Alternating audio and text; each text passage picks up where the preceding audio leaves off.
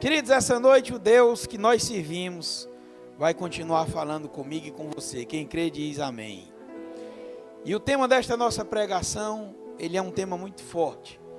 O tema é: o projeto de Deus para ti não será frustrado. Deixes Deus agir. Amém? Diga para o teu irmão: meu irmão, o projeto de Deus para ti não será frustrado. Deixes Deus agir. Deus agir. Amém? Glória a Deus. Queridos, vamos abrir nossas Bíblias no livro de Jó, que é o texto base de nossa pregação. Livro de Jó, capítulo 42, versículo 2. O último capítulo do livro de Jó. Você abre aí em Salmos, aí você volta. É uma página depois, antes de Salmos. Amém? Esperando a igreja toda abrir as suas Bíblias. A palavra de Deus manda que quando nos reunamos, esperemos uns pelos outros. Amém? Oh, glória a Deus. Livro de Jó, capítulo 42, versículo 2. Oh, glória. Quem achou diz amém. Quem não achou diz misericórdia. Eita, quanto misericórdia. Misericórdia. Amém? Glória a Deus. E diz assim a palavra do Senhor no livro de Jó, capítulo 42, versículo 2. Bem sei eu que tudo podes, e nenhum dos teus pensamentos pode ser impedido. Amém? Em outras traduções, nenhum dos teus propósitos. Curvemos nossas cabeças e oremos ao Senhor.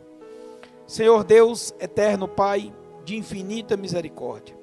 Estamos aqui nesta noite, Senhor, porque viemos aqui para te louvar, te glorificar, te exaltar, te render honras, glórias e graças. E em contrapartida, Senhor, tu vem e preparas um banquete celestial para nos alimentar, Senhor Deus, que é a tua palavra. Nesta noite, Senhor, toma cada mente aqui, cativa ao teu trono de glória. Esta tua palavra, Senhor Deus, foi lançada. E quando ela vai, Senhor Deus, ela nunca volta vazia.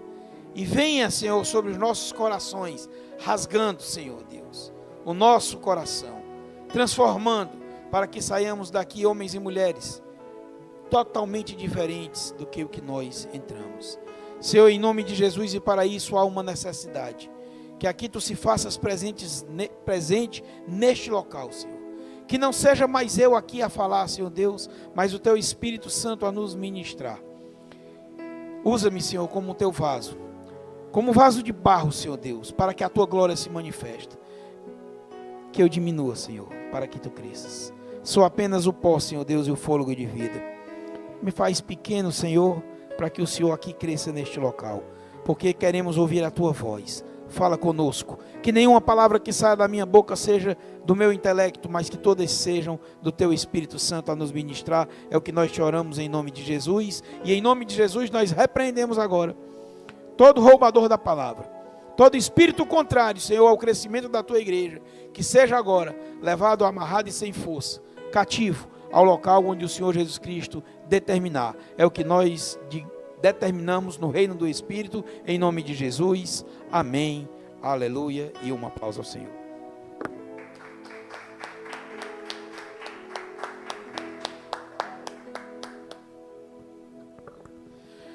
Queridos, o projeto que Deus tem para cada um de nós é específico e foi preparado antes de eu e você nascermos.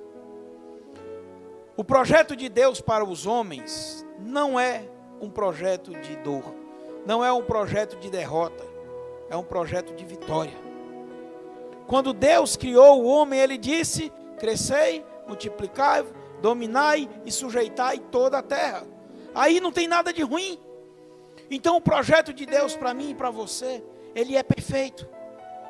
E não vai ser frustrado, a não ser que diga assim: eu proíba Deus de fazer.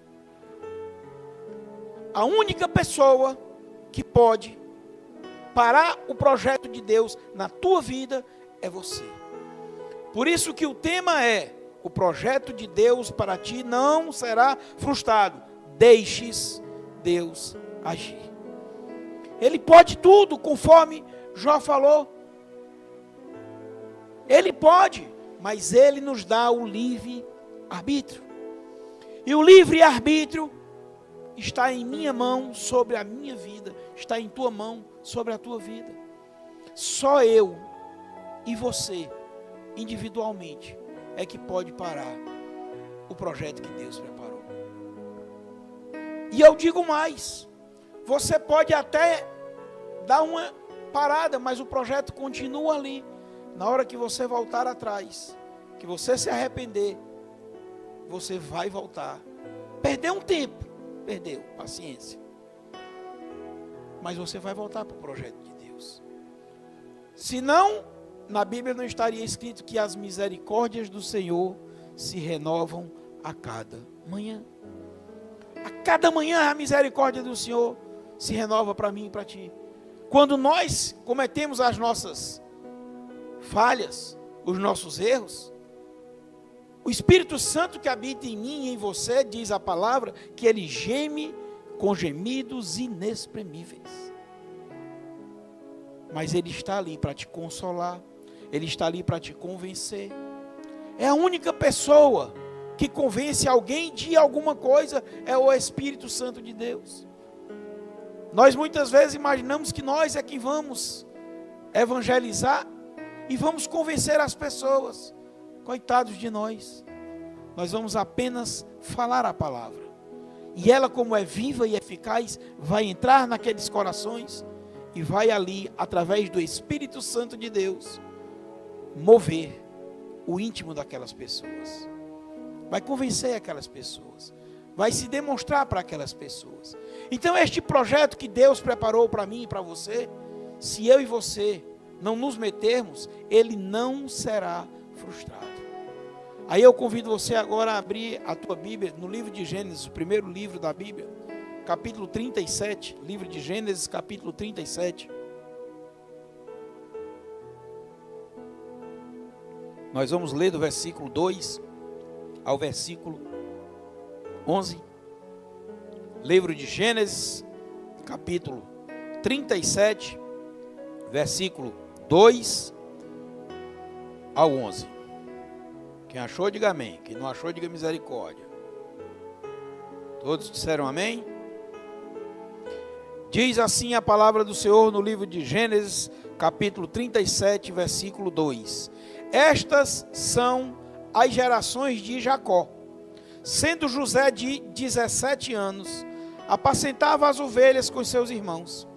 E estava este jovem com os filhos de Bila e com os filhos de Zilpa, mulheres de seu pai. E José trazia uma má fama deles a seu pai. E Israel amava José mais do que a todos os seus filhos, porque era o filho da sua velhice. E fez-lhe uma túnica de várias cores. Vendo, pois, seus irmãos, que seu pai o amava mais do que a todos os seus irmãos, aborreceram-no, e não podiam falar com ele pacificamente. Sonhou também José um sonho, que contou a seus irmãos. Por isso o aborreciam ainda mais. E disse-lhes: ouvi, peço-vos, este sonho que tenho sonhado. Eis que estávamos atando molhos no meio do campo, e eis que o meu molho se levantava, e também ficava em pé, e eis que os vossos molhos o rodeavam e se inclinava ao seu molho. Eita Jesus! Então lhe disseram seus irmãos: tu, pois, deveras reinarás sobre nós? Tu deveras terás domínio sobre nós?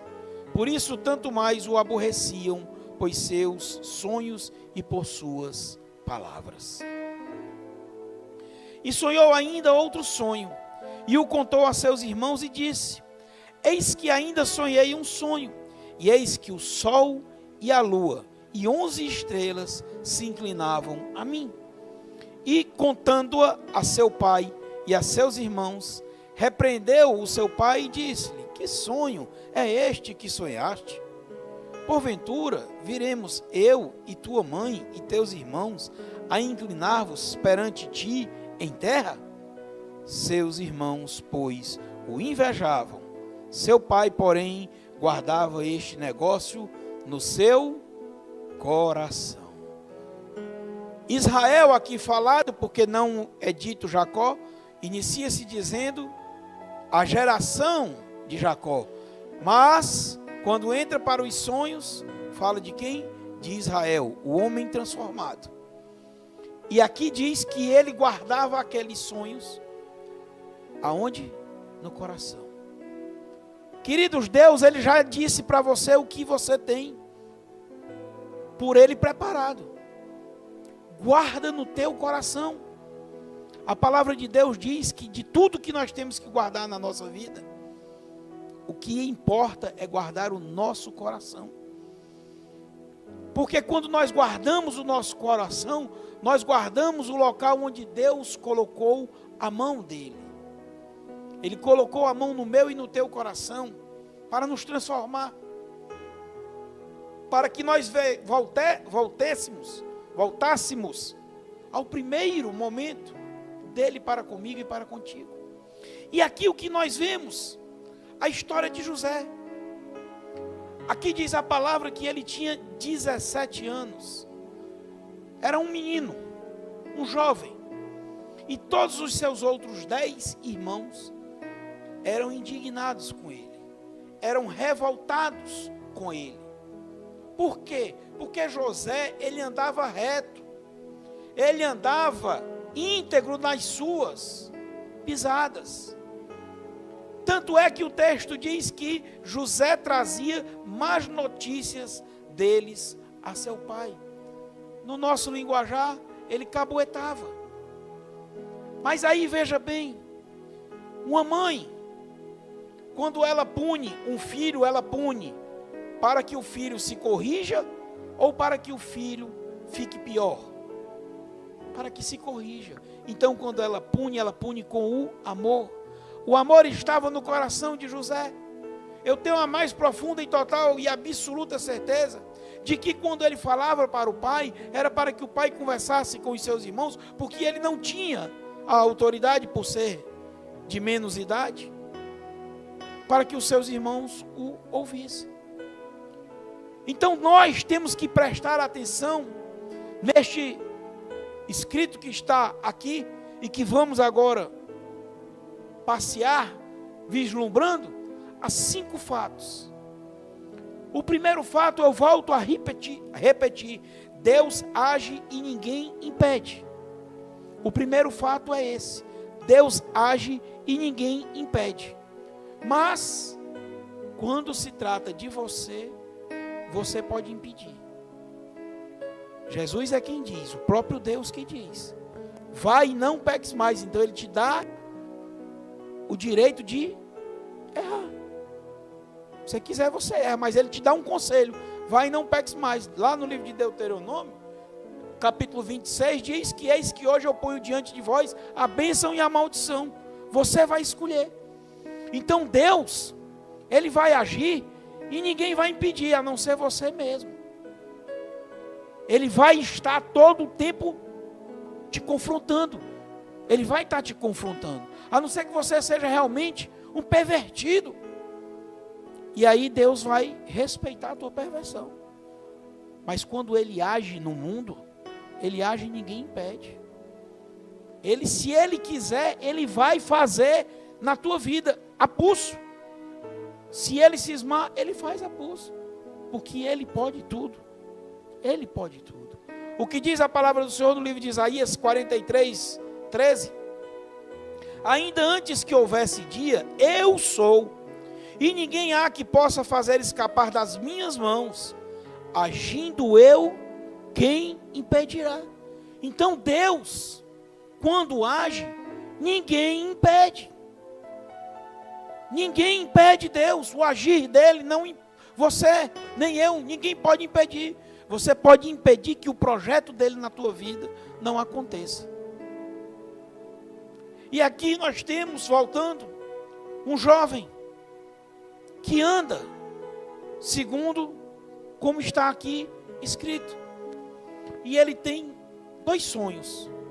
O primeiro sonho é que, eis que estávamos atando, no versículo 7, eis que estávamos atando molhos no meio do campo, e eis que o meu molho se levantava, e também ficava em pé, e eis que os vossos molhos o rodeavam, e se inclinavam ao meu molho.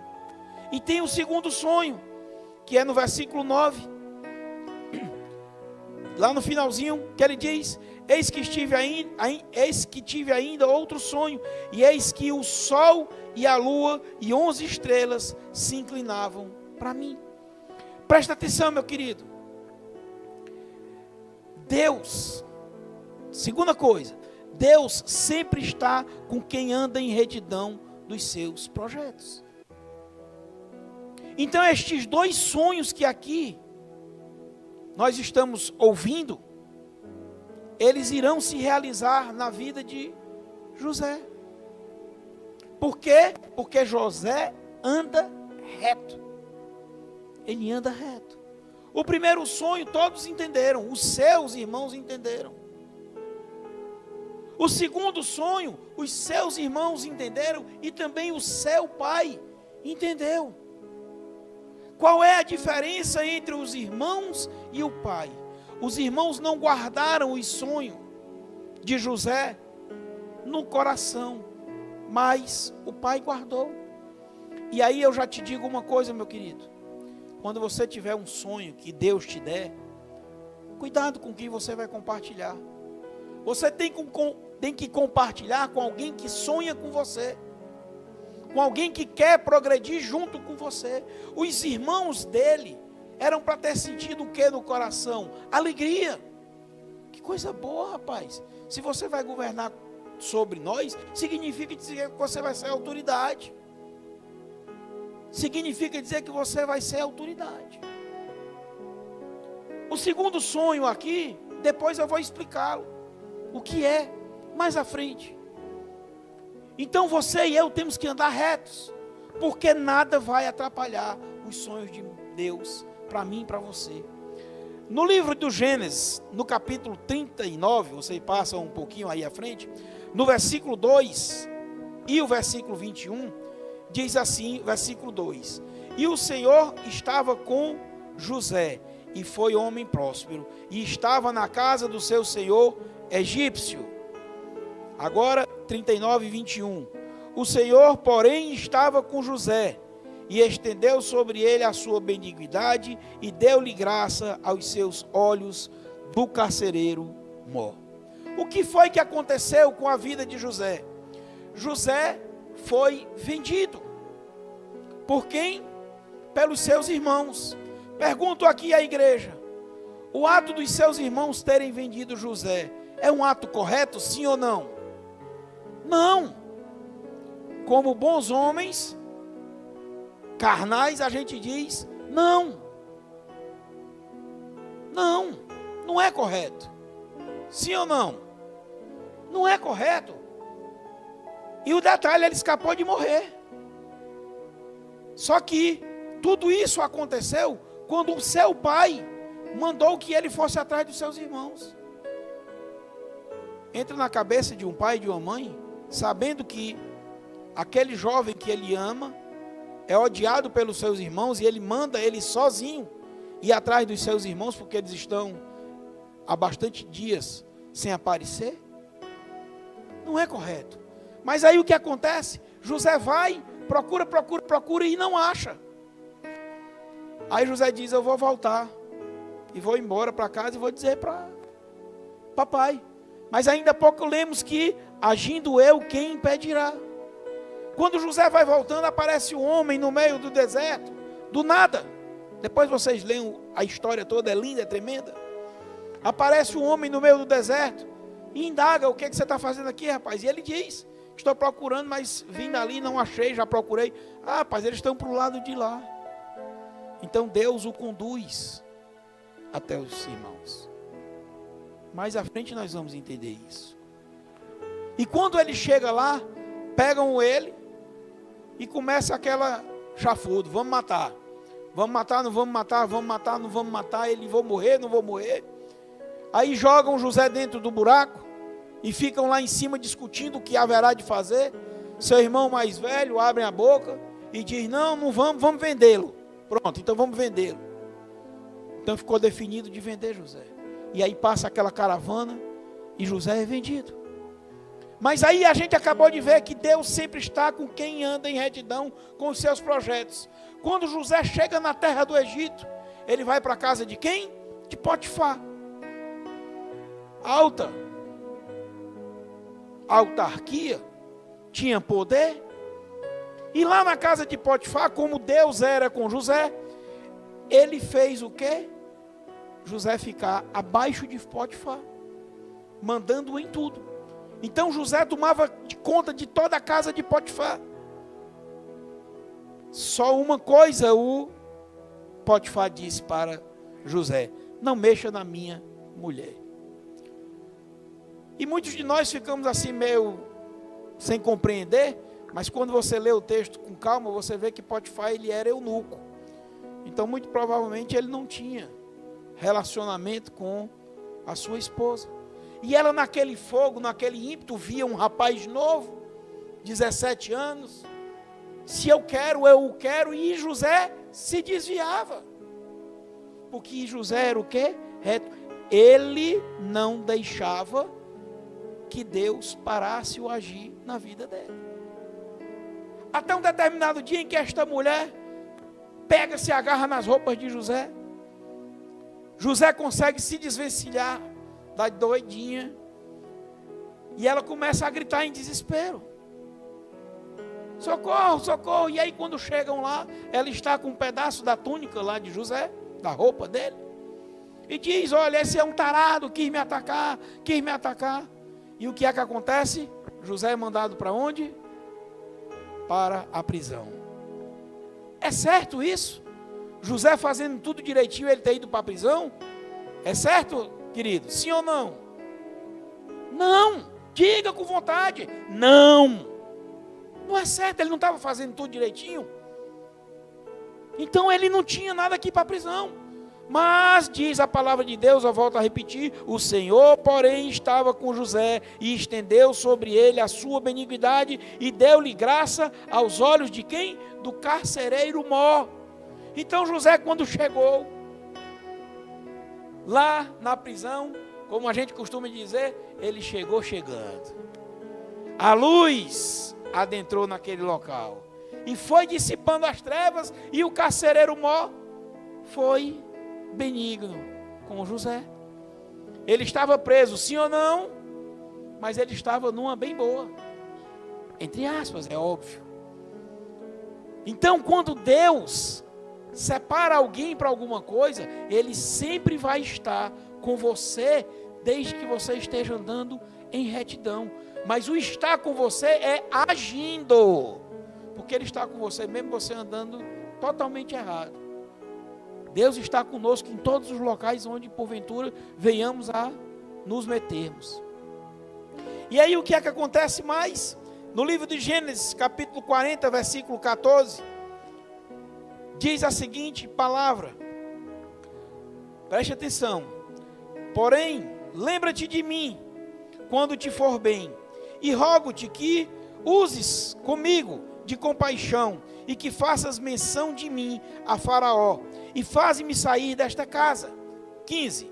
Porque de fato fui roubado da terra dos hebreus, e tão pouco aqui não tenho feito para que me pusessem nesta cova. Versículo 23. O copeiro mor, porém, não se lembrou de José, antes se esqueceu dele. Versículo 9 do capítulo 41 diz: então falou o copeiro mor a Faraó, dizendo: das minhas ofensas me lembro hoje. Versículo 38 diz: e disse Faraó a seus servos: acharíamos um homem como este, em que haja Espírito de Deus? Terceira coisa que você tem que tomar posse. Anota: o homem pode esquecer de ti, mas Deus nunca esquece. Um homem pode esquecer de ti, mas Deus nunca esquece. Eu li alguns versículos chaves deste texto aqui, para que você compreenda o que estava acontecendo ali. 2 funcionários do alto escalão, um sendo o cozinheiro, o copeiro de Faraó, ele pegou e arengou com o outro, e os dois foram lançados lá no cárcere. E eles estando lá no cárcere, cada um teve um sonho distinto, separado. Quando José chegou para alimentá-los, José olhou para a cara deles, para o rosto deles e disse: hoje de vocês, o semblante de vocês está descaído. O que aconteceu? E eles disseram. Cada um contou o seu sonho. E quando contaram o sonho, José, tomado por Deus, decifrou o sonho de um e o sonho de outro. E o do copeiro Mó foi exatamente o que ele iria servir a Faraó. Ele não iria morrer, mas o outro, ele iria morrer, ser decapitado. E quando eles iam saindo, José disse essa palavra: lembra-te de mim. Para quando ele chegasse lá, ele lembrasse, dizer para o Faraó: Faraó, é o seguinte, eu estou aqui, e tudo que está acontecendo aqui hoje, alguém lá no cárcere me disse. Mas aí a palavra de Deus diz que o cara esqueceu. Ele esqueceu. Passaram-se os anos. Mas Faraó tem um sonho. E quando Faraó tem um sonho, ele convida várias pessoas lá para tentarem decifrar esse sonho, e ninguém consegue decifrá-lo. Ninguém. Neste momento Deus entra em ação e cutuca o copeiro. E ele diz: das minhas ofensas me lembro hoje. Então ele se lembrou naquele momento e disse o quê? Tem um cara lá no cárcere que ele leu o meu sonho assim, assim, assim, assado. E aí Faraó faz o quê? Manda chamar José. Quando manda chamar José, José, como é um homem temente a Deus, não usa da soberba, pelo contrário, ele usa da humildade, porque Faraó pega e diz para ele que ele decifre. Ouvi dizer que você decifra, e ele diz: eu não, o Deus a quem eu sirvo. Então ele é humilde. Ele é humilde. A humildade, queridos, eu já falei e vou repetir, é o degrau que nós temos que mantermos-nos nele sempre. Porque a soberba, a arrogância é o último degrau que você pisa antes da queda. Nunca esqueça isso. Então, e aí o que é que acontece quando Faraó ouve de José o decifrado do sonho? Ele ouve mais, porque Deus era com José. Ele ouve a solução para o problema. Ele ouve a solução. E José pega na humildade dele e diz: o senhor procure uma pessoa que tenha aptidão para tomar conta disso, e conta tudo. E aí é quando o Faraó diz exatamente isso aqui para ele. E disse Faraó a seus servos: acharíamos um homem como este, em que haja o Espírito de Deus? E aí o que aconteceu? Faraó pegou José e o colocou como governador do Egito. Abaixo de Faraó estava José. Acima de José, só Faraó. E Faraó diz a mesma coisa: mexa, tome conta de tudo, menos toque na minha mulher. E aí nós vamos para a quarta coisa, o quarto fato. O plano de Deus, ele é perfeito em todos os detalhes, nos mínimos detalhes.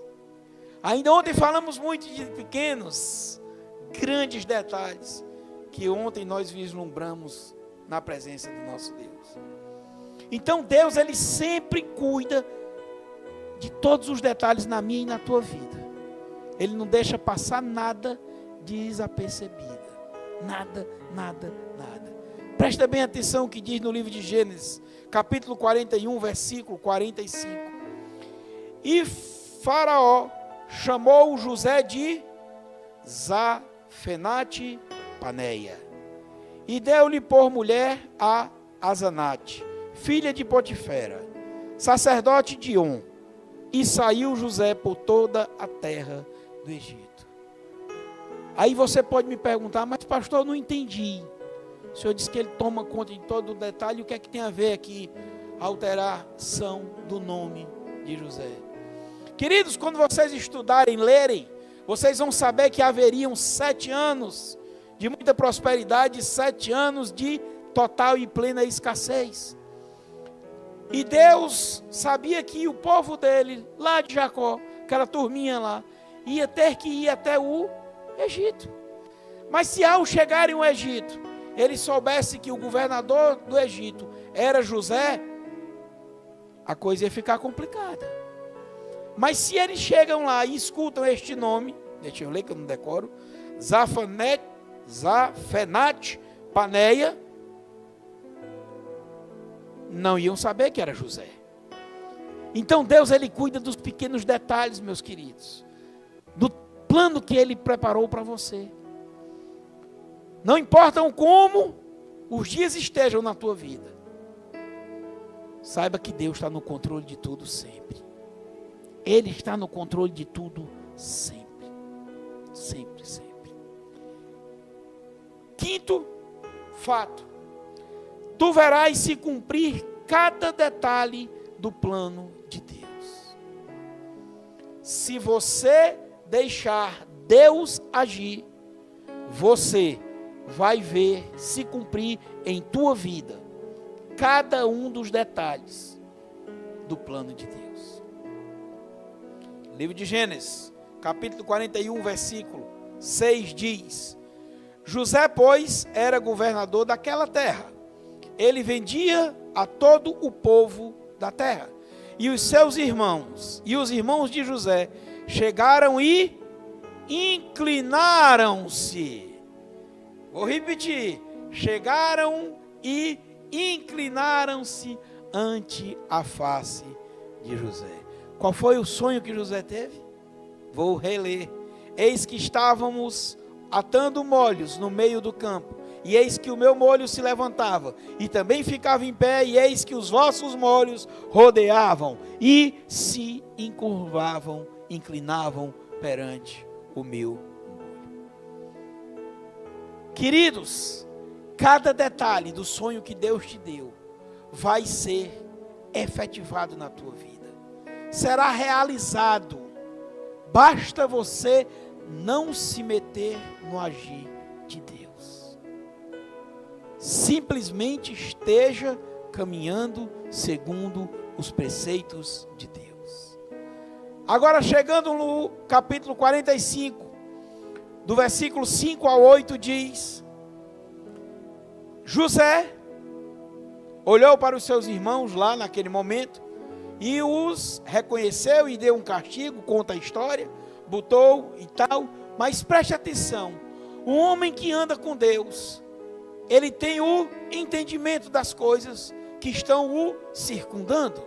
E diz a palavra do Senhor: agora, pois, não vos entristeçais, nem vos pese aos vossos olhos, por me haveres vendido para cá, porque para a conservação da vida, presta atenção, Deus me enviou diante da vossa face. Olha o que ele está dizendo: Deus me enviou diante da vossa face. Versículo 6 diz: porque já houve 2 anos de fome no meio da terra, e ainda restam 5 anos em que não haverá lavoura nem cega. Pelo que Deus, presta atenção, pelo que Deus me enviou adiante de vós para conservar vossa sucessão na terra e guardar-vos em vida por um grande livramento.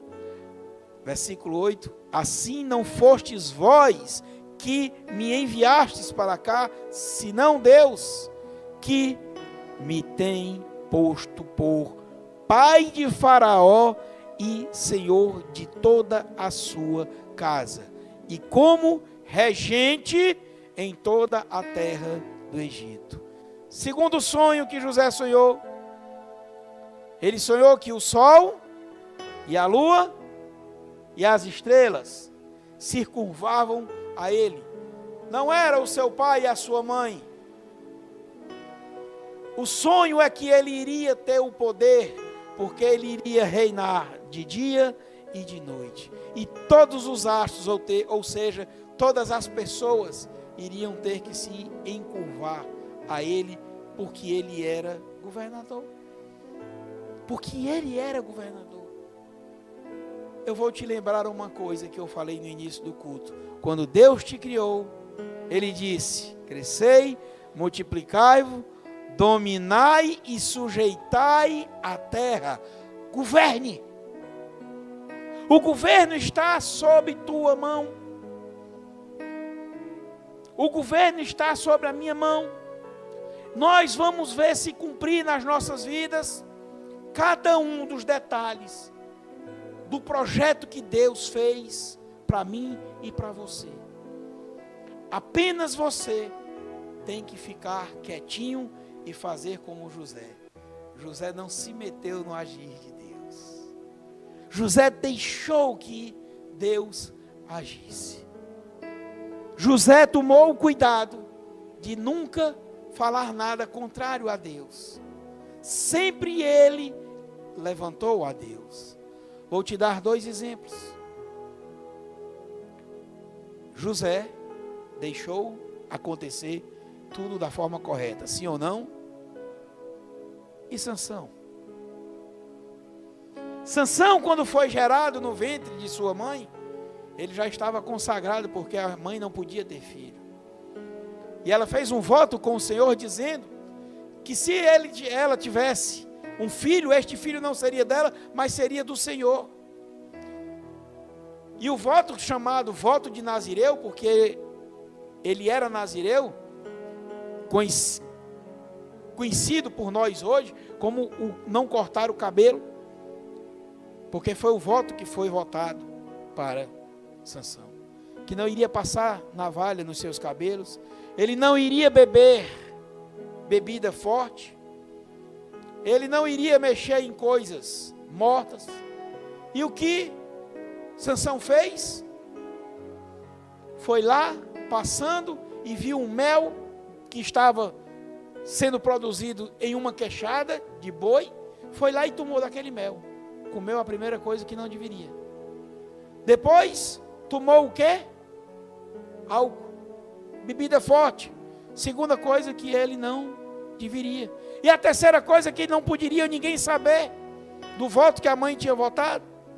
E ele disse para a mulher, para Dalila, o que foi que aconteceu com Sansão? A primeira coisa que aconteceu, quando os filisteus chegaram, cegaram a Sansão. Tiraram de Sansão a visão. O que José tinha era exatamente a visão. E eu não falo da visão natural, eu falo da visão espiritual. De Sansão, ele perdeu a visão espiritual, ele foi quem perdeu. A visão natural foi tirada pelos homens. Porque ele se desviou. Ele se intrometeu nos planos de Deus para a vida dele. Mas o plano de Deus para a vida dele era que ele governasse, que ele comandasse. No dia em que ele se arrependeu, ele voltou para o plano de Deus. E ali diz a palavra do Senhor que ele matou muito mais filisteus do que durante toda a sua vida. Você veja que o projeto de Deus, meu querido, ele não vai deixar de existir. Você é que vai deixar de o fazer. E em nome de Jesus, ninguém aqui vai deixar. A partir de hoje, o chamado que Deus me deu, o chamado que Deus te deu, cumpra-o. Nós sempre dizemos aqui, a nossa visão não é placa denominacional. A nossa visão é o reino de Deus. Convidamos e queremos que as pessoas venham para cá, sim, mas não fazemos questão que venham para cá Se você tem próximo à tua casa um local onde você pode ir e ouvir a palavra de Deus. Mas se você sentir no coração e vier para cá, tenha certeza que nós vamos ficar muito felizes. Muito felizes. Mas o que nós queremos é que cada um vá voltar a participar do projeto de Deus. E o projeto de Deus é esse. Quão bom e agradável é que os irmãos vivam em comunhão. O projeto de Deus na vida de José, meus queridos, foi tremendo. Quando eu e você, como homens carnais, olhamos o fato de José ter sido jogado naquele poço e depois vendido como escravo, a gente diz que aquilo não estava certo. Quem foi que disse que não estava certo, se era o projeto de Deus? Quando nós vemos José ser lançado no cárcere porque uma doidinha queria o estuprar, e ele não aceitou e ele fugiu, e por isso foi jogado, nós de novo dizemos, está errado, não concordamos, mas quem somos nós para nos metermos no projeto de Deus? Pedro, em determinado momento, foi querer se meter.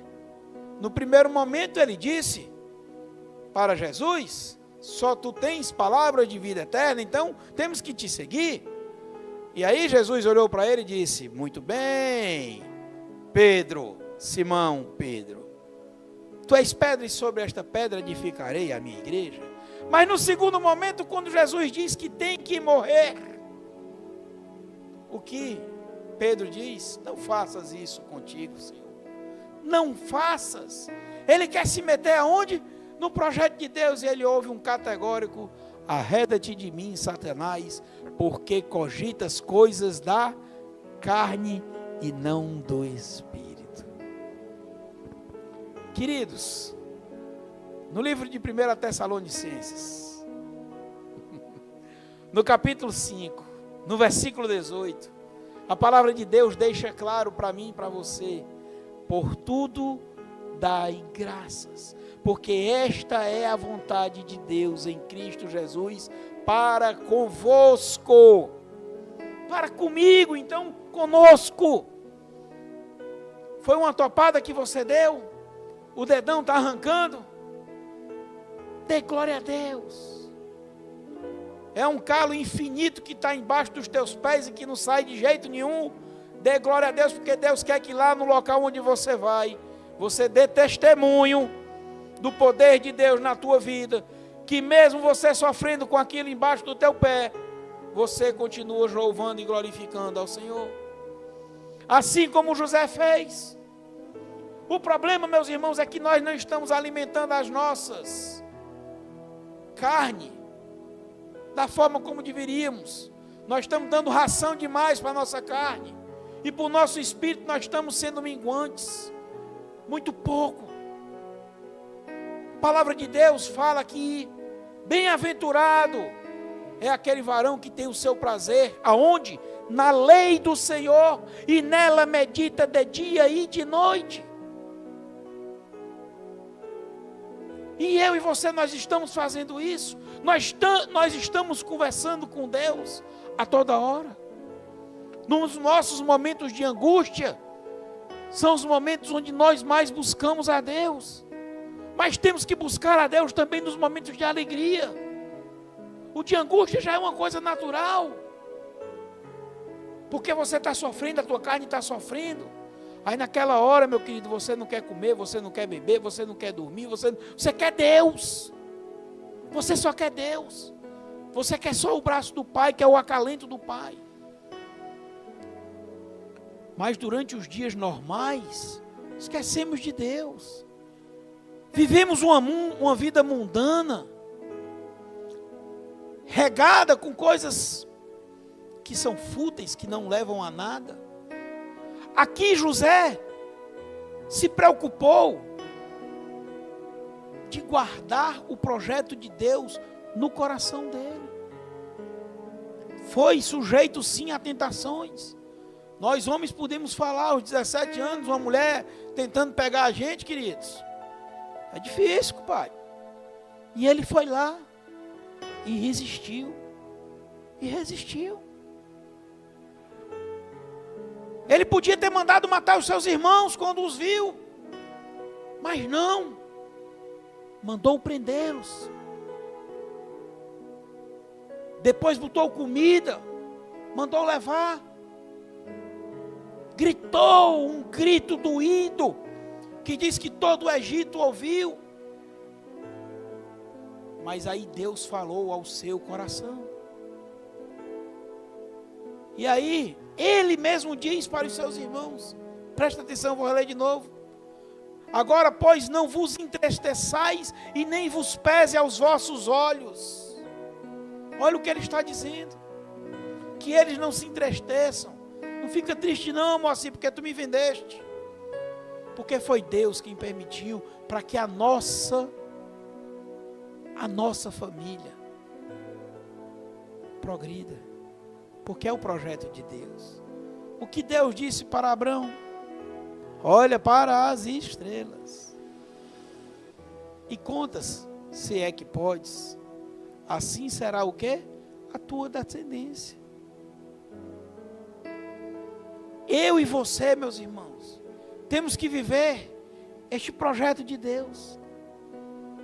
Tudo que estiver acontecendo na minha e na tua vida, pode ser não gostoso, mas Deus está no controle. Ele está trabalhando para desfazer o mal feito, pode ficar tranquilo. Mesmo que não tenha havido mal feito, Ele está trabalhando para você depois chegar num local e Ele ser glorificado através da tua vida. É isso que Deus está fazendo a mim e a você.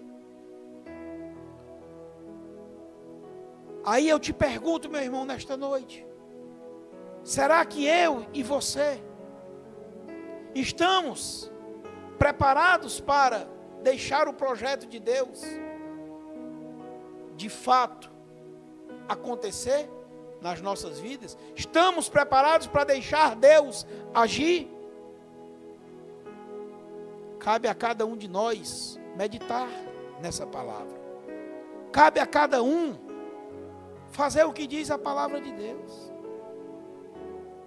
Ser transformado pela renovação da mente. Algumas pessoas olham para mim e dizem assim: Deus me transforma. Não. A Bíblia não diz que Deus me transforma. A Bíblia diz o que eu acabei de falar. Ele tem o Espírito Santo agindo em mim e em você, para me consolar e para me convencer do pecado. Eu ser convencido do pecado é uma coisa, eu não pecar mais é outra. Eu ser convencido do pecado é o teu entendimento. Eu tenho entendimento agora de que pequei, ponto. Não vou mais pecar. Vou e não pecareis mais. Como farei isso? Através da renovação da minha mente. E não vos conformeis com este século, mas transformai-vos pela renovação da vossa mente. Eu tenho que me transformar. O que aconteceu aqui é que José deixou Deus agir.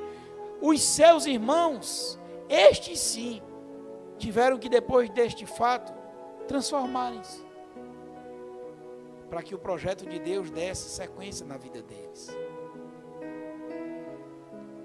Quando a gente visualiza agora, com a palavra esclarecendo, a gente enxerga, a gente diz, realmente, temos que glorificar a Deus por tudo. Temos que glorificar a Deus por tudo. Queridos, Deus, Ele é tão tremendo no seu agir, que muitas vezes, muitas mesmo, Ele está conduzindo a gente para o canto certo, a gente está indo para um canto certo, e a gente tenta se desvencilhar, mas quando a gente tem o coração, Ele não permite. Por isso que a palavra de Deus diz que tudo coopera para o bem dos que amam a Deus. Você no teu coração tinha o desejo de voltar para estar nos caminhos do Senhor, mas estava sufocado.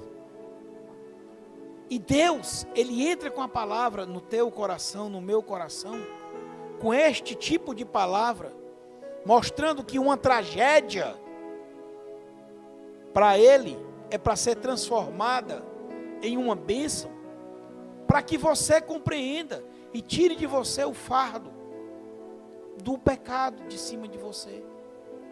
Porque a pior coisa que nós podemos ter é a opressão do inimigo nos nossos lombos, nos acusando.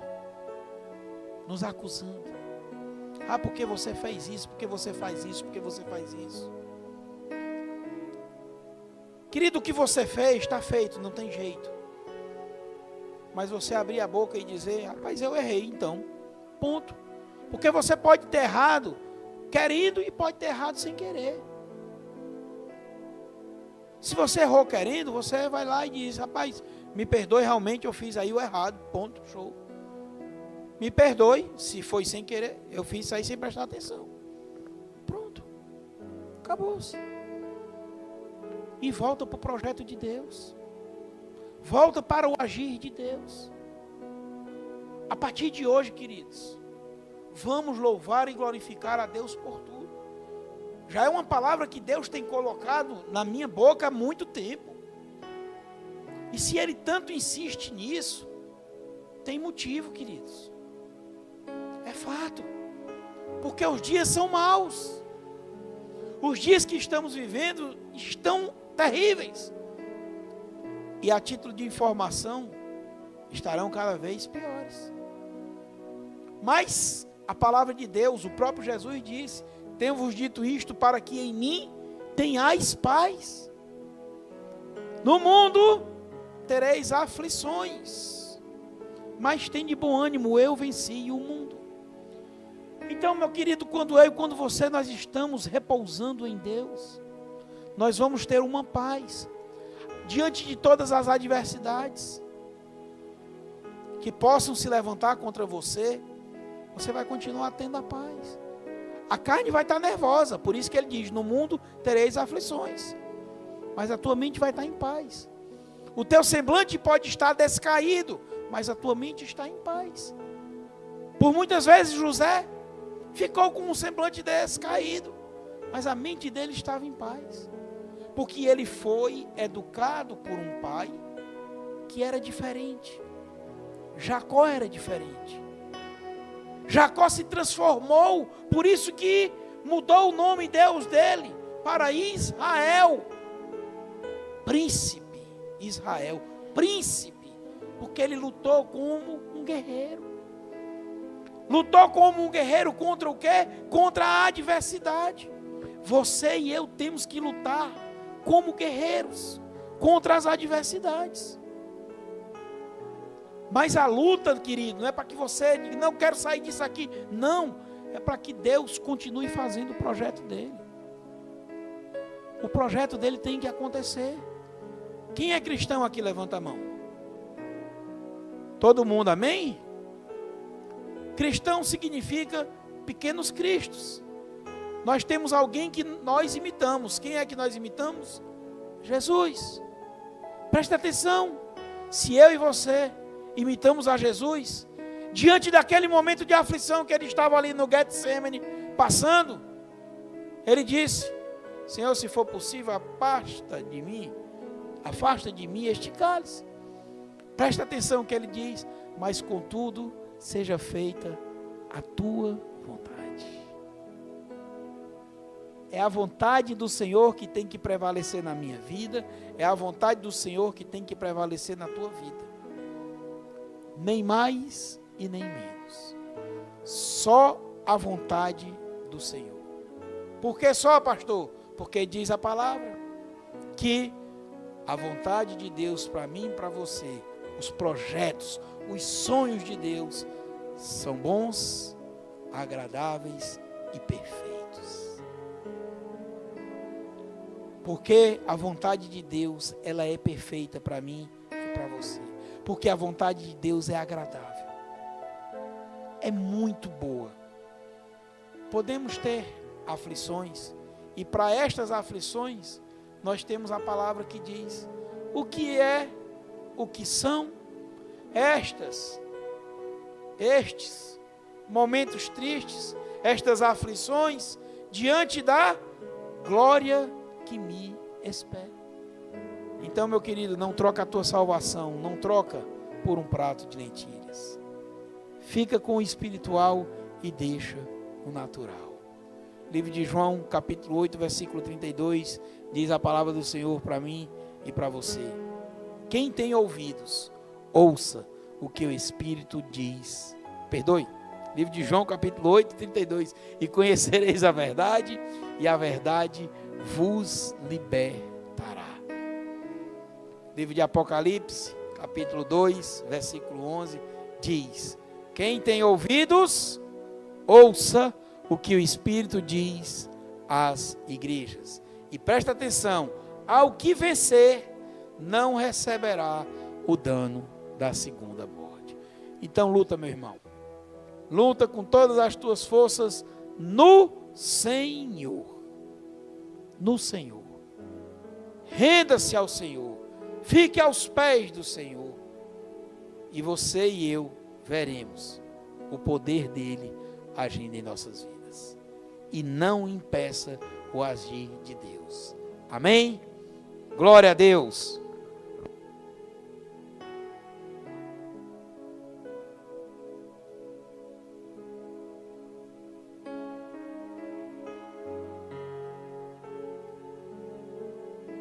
Convido a igreja a ficar de pé.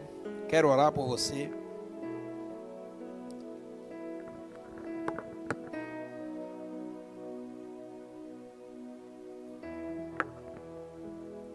Põe tua mão assim, para receber esta oração. Senhor Deus, eterno Pai, infinito de misericórdia. Grande és tu, Senhor. Poderoso és tu, para fazer muito mais do que o que nós pedimos ou pensamos.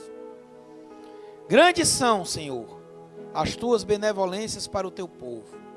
Grande é a obra, Senhor, que tu tem no meio do teu povo. Nesta noite, Senhor, incumbido aqui por ti, de estar trazendo essa tua palavra, Senhor, e como sacerdote aqui por ti instituído, eu profetizo sobre a vida de cada um que aqui está, Senhor Deus, que o teu agir não será impedido por nenhum deles, em nome de Jesus. E os teus projetos, Senhor, se realizarão um a um, em cada detalhe, Senhor Deus. O que sabemos que porque o teu plano, ele é perfeito, Senhor. E tu cuidas de fazer em cada detalhe ele se realizar. Então, Senhor, que venha sobre a vida de cada um, Senhor. Em nome de Jesus. Toma a tua igreja, Senhor Deus. Toma a tua amada igreja, que está vivendo, Senhor Deus, este tempo. Tempo de muita luta, Senhor. Muita batalha, muito desengano. Mas, Senhor, que a partir de hoje, cada um que aqui está, terá os seus olhos espirituais abertos para enxergar, Senhor Deus, que o projeto ao qual tu preparou para cada um de nós, ele irá ser executado em nome de Jesus. Toma a tua igreja, Senhor, tua amada igreja. Eu abençoo a todos em nome de Jesus. Amém. Aleluia. Glória a Deus. Glória a Deus.